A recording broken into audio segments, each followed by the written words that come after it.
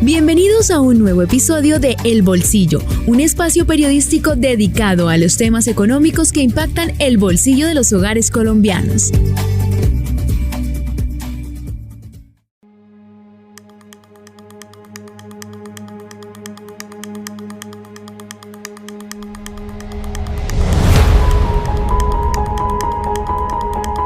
Hola, bienvenidos a El Bolsillo, un podcast de Vanguardia, el sistema informativo de Santander.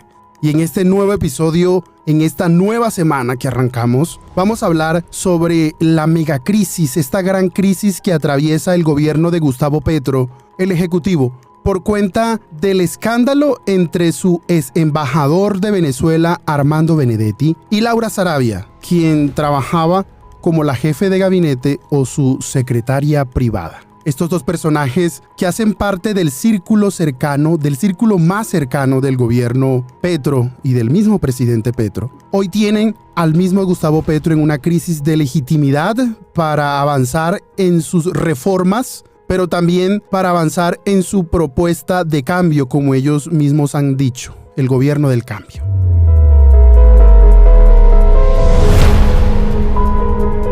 Vanguardia Podcast. Este escándalo que arrancó hace 2 semanas, que empezó por una conversación, por un robo que le hacen a Laura Sarabia, su ex niñera, y luego pasó a unas chuzadas, a polígrafos, pero hoy ya se habla de una financiación ilícita al gobierno Petro. Esto parece una bola de nieve, con tantas denuncias que durante 2 semanas se han destapado en los medios de comunicación nacionales. Y para hablar sobre esto, tenemos como invitado a Arley Sánchez, quien es periodista de Vanguardia, redactor político y periodista de la unidad web de Vanguardia. Arley, bienvenido de nuevo a El Bolsillo, un podcast de Vanguardia, el sistema informativo de Santander. Gracias, Miguel, por la invitación. Para mí también es un placer estar acá en El Bolsillo, esta vez hablando yo creo que de la crisis más grande en la época del gobierno de Gustavo Petro en tan solo 9 meses de administración. Bueno, no hemos llegado ni al año de este gobierno y ya hemos estado de escándalos en escándalos, pero como lo dices, ha sido el gran escándalo. Para entrar en contexto, Arley, danos un resumen, danos una pequeña cronología de cómo llegamos hasta este momento. Pero antes de eso, quiero decirle a todos los que nos oyen, a nuestros oyentes de El Bolsillo, las grandes perjudicadas hoy de este gran escándalo son las reformas sociales del gobierno. Reforma a la salud, reforma pensional y reforma laboral, que tienen como base el mercado laboral colombiano. Hoy son las grandes perjudicadas. ¿Por qué? Porque el presidente de la Cámara de Representantes, David Racero, salió a hablar con los medios de comunicación a decirle: en este momento la agenda legislativa de las grandes reformas se congela, están paradas, porque el gobierno primero tiene que solucionar esta crisis, como dicen, poner la casa en orden, y luego salir a ver qué va a hacer con sus reformas. Ahora sí, Arley, danos un resumen, una cronología, no sé cómo te queda bien, para entender, darnos contexto de por qué hoy estamos hablando de esto. Todo arranca hace más o menos 2 semanas, cuando la revista Semana publica una portada titulada "Me siento secuestrada". Eran las palabras de Marelvis Mesa, quien fue la niñera del hijo de la entonces jefe de gabinete Laura Sarabia, quien reveló ante revista Semana que la entonces funcionaria del gobierno nacional la había llevado bajo presiones, la habría incomunicado y la había conducido con su esquema de seguridad a la casa de Nariño, especialmente al edificio Luis Carlos Galán, a los sótanos, donde la someterían a una prueba de polígrafo luego de que en la casa de la entonces funcionaria se perdiera un maletín con 35 millones de pesos en efectivo. Esta fue la génesis de todo un escándalo que ha salpicado a los más altos niveles del gobierno nacional. Ahí inició todo. Las declaraciones de Marelvis, que iniciaron con investigaciones en indagación en Procuraduría y en Fiscalía una investigación. Hasta ahí todo parecía más o menos razonable, normal, hasta que aparece el ex embajador de Colombia en Venezuela, Armando Benedetti, con quien ya Laura Sarabia había trabajado en el Congreso de la República en su unidad de trabajo legislativo. Medios de comunicación y periodistas señalaron a Armando Benedetti de haber sido quien influyó en Marelvis Mesa para que denunciara ante revista Semana las presiones a las que habría sido sometida por parte de Laura Sarabia. Esto lo argumentaban porque Marelvis viajó a Venezuela a reunirse con Armando Benedetti un día antes de que la revista Semana sacara esa portada con semejante escándalo de talla nacional. Ahí empieza a aparecer Armando Benedetti, la injerencia que tuvo en Marelvis, dicen algunos medios y algunos analistas, pues porque Laura Sarabia no le estaba haciendo caso en las presiones que el mismo Benedetti le estaba haciendo, que lo trajera a Bogotá, que le diera un puesto en la Casa de Nariño, el puesto de superministro que ya se había acabado, o ministro del Interior, que es una de las carteras más apetecidas dentro de la Casa de Nariño. Ahí empieza esta génesis. Después sale la Fiscalía General a decir que hubo interceptaciones ilegales, las famosas chuzadas, por parte de la SIJIN y de la Policía Nacional, con un informe fraudulento, un informe adulterado de Policía Judicial, en el cual vinculaban a Marelvis Mesa de ser miembro del Clan del Golfo, de trabajar con alias Siopas. Ahí empieza el escándalo de las chuzadas dentro de este mega escándalo y desencadena el pasado domingo en una serie de audios publicados también por la revista Semana, en los cuales Armando Benedetti señala al gobierno nacional de haber recibido dineros cuestionados de forma ilícita que no se habrían reportado ante cuentas claras ni ante el Consejo Nacional Electoral. Hablaba Benedetti también de Alfonso Prada, quien fue el ministro del Interior, y lo acusaba de haber robado junto a su esposa en el gobierno nacional, y también señalaba de ladrón a Roy Barreras, dos de las personas más cercanas que tuvo Gustavo Petro en el gobierno nacional. Tras este escándalo, pues renuncia Benedetti, renuncia Laura Sarabia, siguen las investigaciones en los entes de control, pero sale directamente salpicado el presidente Gustavo Petro, quien según Benedetti habría recibido dineros, los famosos dineros calientes que se conocieron hace algunos años, conocido como el proceso 8000. Pues Benedetti le dice a Laura Sarabia en esos audios que conozca qué es el proceso 8000, haciendo referencia a la financiación que hizo el narcotráfico a la campaña de Ernesto Samper.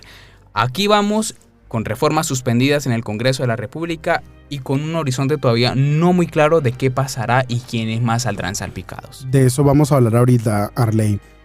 Hay muchas preguntas que quedan todavía sueltas. ¿Qué dijo Laura Sarabia en los audios? Porque solamente hemos conocido la versión de Armando Benedetti. ¿Por qué esa relación de amor termina en una relación de odio entre Laura Sarabia y Armando Benedetti, que ya habían trabajado años atrás cuando Armando era senador del partido de la U? También hacía parte de su UTL, de su equipo de trabajo. ¿Qué lleva? Arley da algunas ideas, pero ¿qué lleva a que Armando hoy utilice este resentimiento contra Laura para llevarse por delante a muchos funcionarios hoy del gobierno Petro? Queda la pregunta es, ¿el nombre de quién dio la plata, esos 15.000 millones? Otra pregunta, ¿cómo conoció Gustavo Petro a Armando Benedetti? ¿Y cómo Armando Benedetti termina dentro de ese círculo más cercano de Gustavo Petro, quien le hizo campaña también a Gustavo Petro, principalmente en la costa Caribe? ¿Cómo termina Laura Sarabia siendo una recomendada de Armando y termina también dentro del círculo más cercano y privado de Petro, siendo incluso, como hemos hablado, su secretaria privada y la jefe de gabinete, para tener este tal nombramiento? ¿Cómo se gana la confianza de Gustavo Petro? Hay muchas preguntas detrás y, como siempre, lo que pasa en la política nacional, esto pasó detrás de mis espaldas, yo no sabía. Muchas preguntas hoy que tanto el Poder Judicial tendrá que dar claridad. Los medios de comunicación también tienen un gran reto de hacer más preguntas y preguntas y preguntas para conocer qué pasó. Porque hoy Armando Benedetti es una viuda del poder, y las viudas del poder hay que escucharlas con mucha precaución y cautela, porque en su verborrea van soltando muchos datos y hay que ir uniendo estas piezas del rompecabezas. Y bueno, hoy tenemos las grandes perjudicadas, como decíamos, son las reformas sociales del gobierno del cambio, de estas reformas del cambio, que hoy mucha gente pone en entredicho por la legitimidad de lo que está ocurriendo. Ya los gremios han salido a hablar y por eso vamos a escuchar a Jaime Alberto Cabal, quien es el presidente de FENALCO, el gremio de los comerciantes, para conocer sus reacciones. Desde FENALCO expresamos nuestra enorme preocupación por la situación que está viviendo el país, los escándalos que hemos asistido en estos últimos días por parte de funcionarios del gobierno nacional, que dejan con mucha vergüenza a Colombia frente a la comunidad internacional. Pensamos que puede tener repercusiones importantes en la inversión extranjera, en la confianza inversionista del país, en el consumo. Creemos que este no es un momento afortunado para pensar de que esta situación le favorece al crecimiento económico, a los empresarios, a los trabajadores. De otra parte, es un campanazo de alerta para los congresistas de Colombia que están tramitando reformas que no son populares en este momento en que el gobierno atraviesa por una grave crisis institucional. Hacemos un llamado a las instituciones, a la Fiscalía, a los organismos de control, a las altas cortes, a que colaboren en este momento del país para que haya absoluta claridad, transparencia y celeridad en las investigaciones. Vanguardia Podcast. ¿Quieres saber cómo la economía afecta tu día a día? En nuestro podcast El Bolsillo te explicamos de manera sencilla y clara cómo funciona y cómo puedes aplicar este conocimiento en tu vida diaria. Escúchanos cada episodio y conviértete en un experto.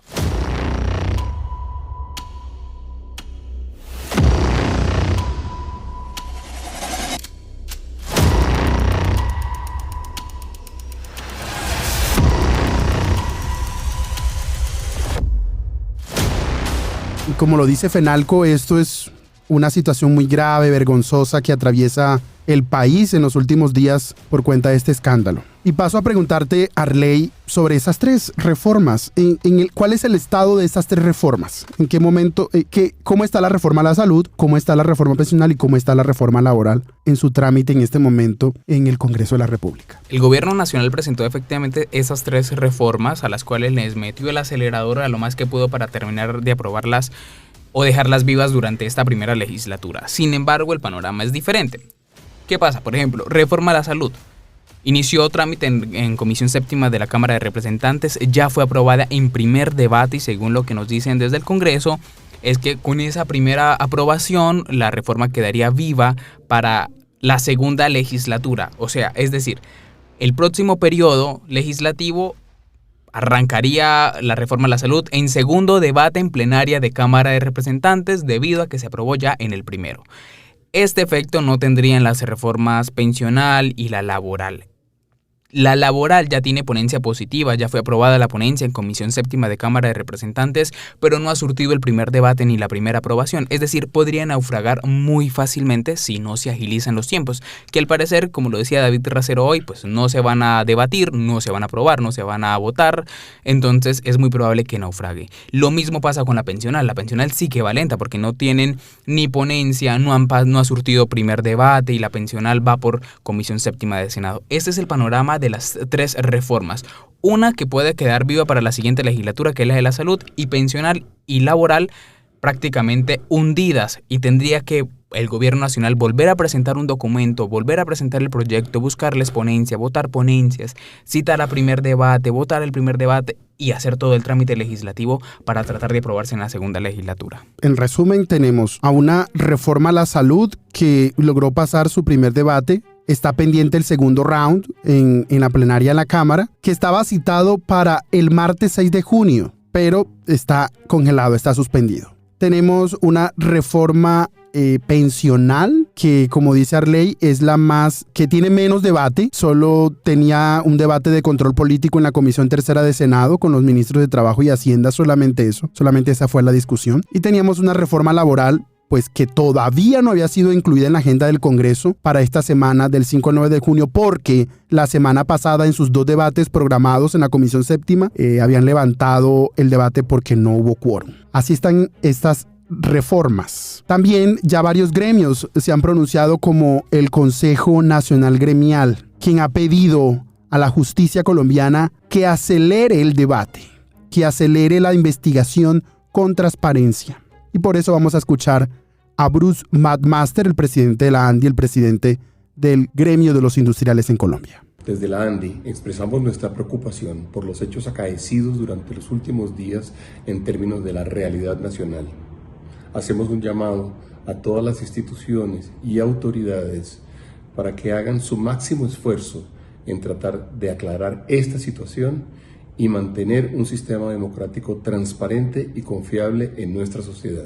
¿Quieres estar al día en el mundo de la economía? Entonces no te pierdas nuestro podcast diario en donde te traemos las últimas noticias, sucesos económicos y análisis de los expertos en el tema. Escucha nuestro podcast El Bolsillo para que estés a la vanguardia. Vanguardia Podcast.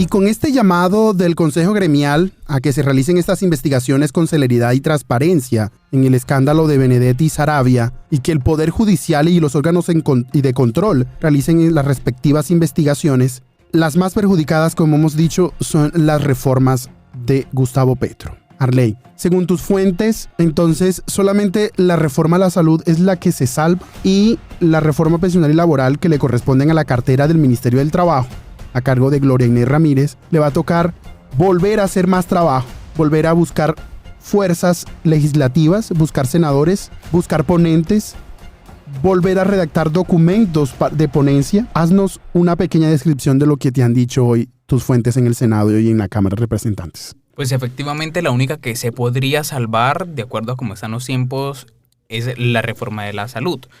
La próxima legislatura, que arranca el 20 de julio, la reforma a la salud pasaría directamente a segundo debate en plenaria de Cámara de Representantes. Debido a que laboral y pensional todavía no tienen ni siquiera es un debate aprobado, pues naufragan y es el gobierno nacional el que tiene que volver a hacer todo el trámite. Y justo cuando pues los panoramas para Gustavo Petro y para la coalición de gobierno no son buenos porque hay fractura en la bancada oficialista. Son 3 partidos que le están haciendo de cierta forma oposición, aunque dicen que son independientes, y con este escándalo pues sí que va a ser todavía aún más difícil que el gobierno logre sacar adelante las reformas. Y es que precisamente por eso el presidente de la Cámara de Representantes, David Racero, decide levantar o que se congelan los trámites de las reformas, porque saben que es muy difícil que les vayan a aprobar las reformas en medio de este escándalo. Incluso, me confirmas, hay congresistas que han pedido que se archiven las reformas, ¿es así? Sí, lo que fue la reforma a la salud tuvo ponencia de archivo, la reforma laboral también tuvo ponencia de archivo, pero fueron negadas. De igual forma, desde diferentes sectores han pedido que se archiven. Hay congresistas que piden que se archive, incluso militantes de los verdes como Katy Jubinao, como Cristian Avendaño, han pedido que se archive el documento de la reforma a la salud, pese a que ya fue aprobada en primer debate, porque se sigue fracturando la coalición de gobierno, pese a que los verdes tienen más puestos que cualquiera en el alto gobierno. Haznos un resumen, por favor, de cómo están hoy las fuerzas, cómo arrancó la gran aplanadora de Gustavo Petro en ese agosto, que luego lo vimos aprobando una reforma tributaria por completo y que hoy no la tiene. ¿Cómo están hoy las fuerzas? El mayor logro para Gustavo Petro, sin duda alguna, fue la reforma tributaria que fue aprobada sin dificultad alguna en el Congreso de la República. Y ahí todo radica en que el gobierno nacional arrancó con una aplanadora legislativa jamás vista, arrancó con la mayoría de fuerzas detrás de él. Los únicos opositores eran Cambio Radical y el Centro Democrático prácticamente, y lo que eran el sector de los cristianos, Colombia Justas Libres, Mira.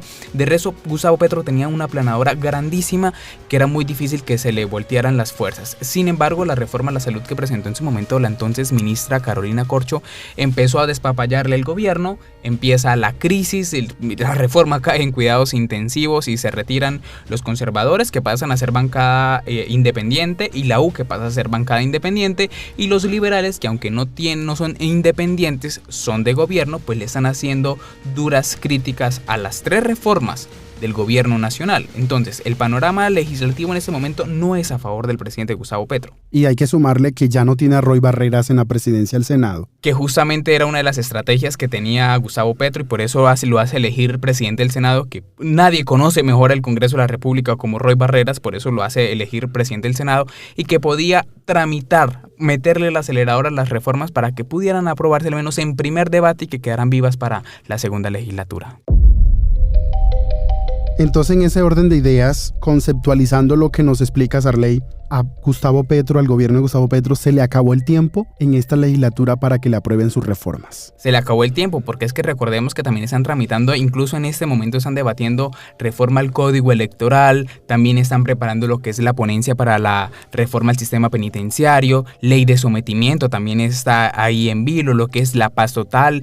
La próxima semana la Comisión de Acusaciones de la Cámara de Representantes deberá abrir la investigación al escándalo de la posible financiación irregular a la campaña de Gustavo Petro. Me decían ahorita desde el Congreso, pues esperan al menos 4 demandas. Entonces, lo que es el legislativo va a estar ocupado en otros temas, como para darle celeridad a 3 reformas que pues van de cierta forma muy lentas y en una crisis de gobernabilidad. Hay que aclararle a nuestros oyentes que no es que se retiren las reformas, no, sino que se pausa el trámite, para que entiendan. No es que el gobierno las retiró o las archivaron, no. Están congeladas, están pausadas, que podrían reanudarse esta misma semana o la otra semana antes que termine la legislatura para ver si se pueden salvar, porque hay tantas opciones en el trámite legislativo.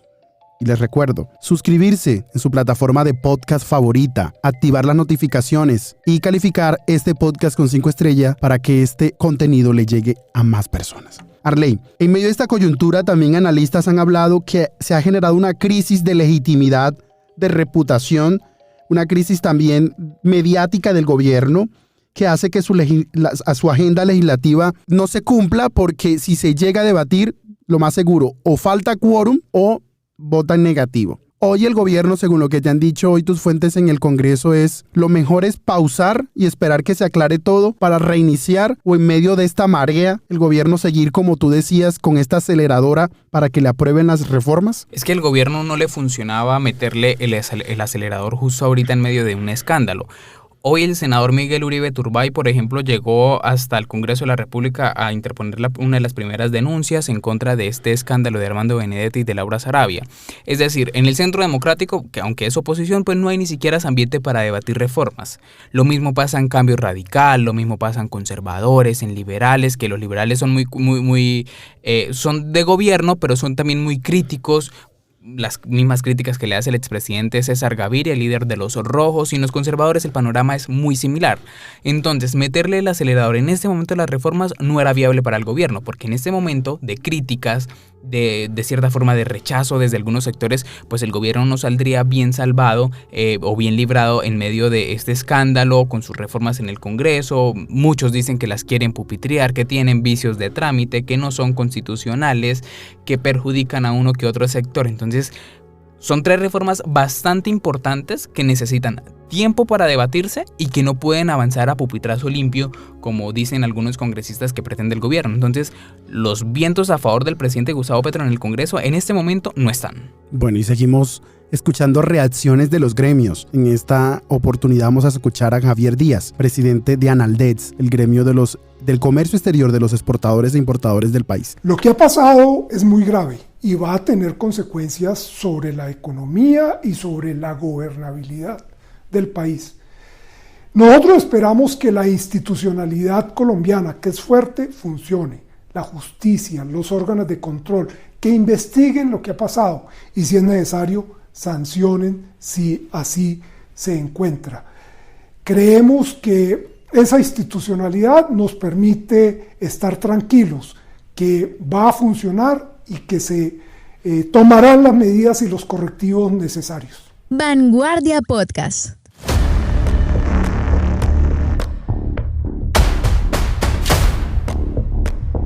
Bueno, Arley, y para ir cerrando, a mí me llama mucho la atención en esto, es que en esta crisis de que se suspende, que se congelan las reformas sociales de Gustavo Petro, la pregunta es, muchos votaron por Gustavo Petro esperanzados en un cambio, como ellos se llaman, el gobierno del cambio. Y si estas reformas se congelan, se pausan, o si no se les da trámite o si no se les aprueba, ¿qué respuesta le va a dar este gobierno a esos que pidieron cambio? Porque si no se aprueban estas reformas, pues todo va a seguir igual. Es que justamente eso es lo que se le ha criticado desde diferentes sectores al presidente. Hoy escuchaba a la representante de la Cámara por Dignidad en la Alianza Verde, Jennifer Pedraza, criticarle al gobierno y decirle, oigan, ustedes hicieron elegir como un gobierno del cambio, pero están haciendo lo mismo que hicieron los gobiernos anteriores.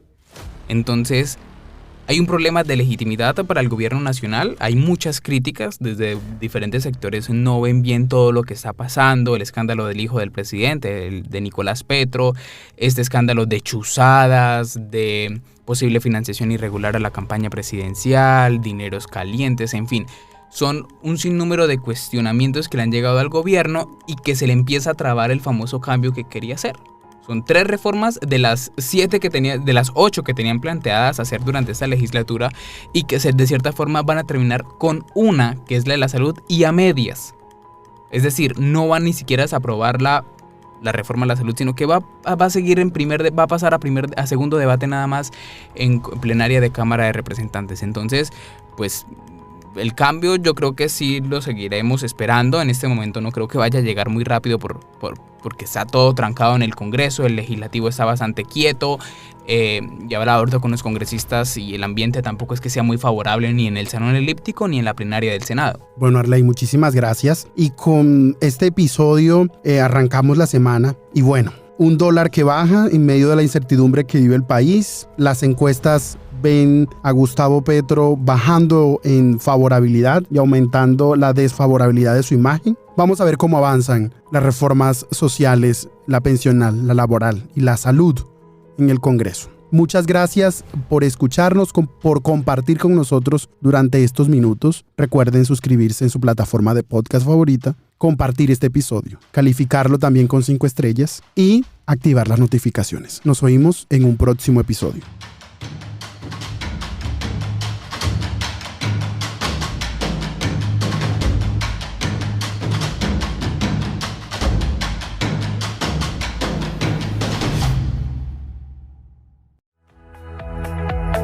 Hemos llegado al final de este podcast. Los esperamos en un nuevo episodio.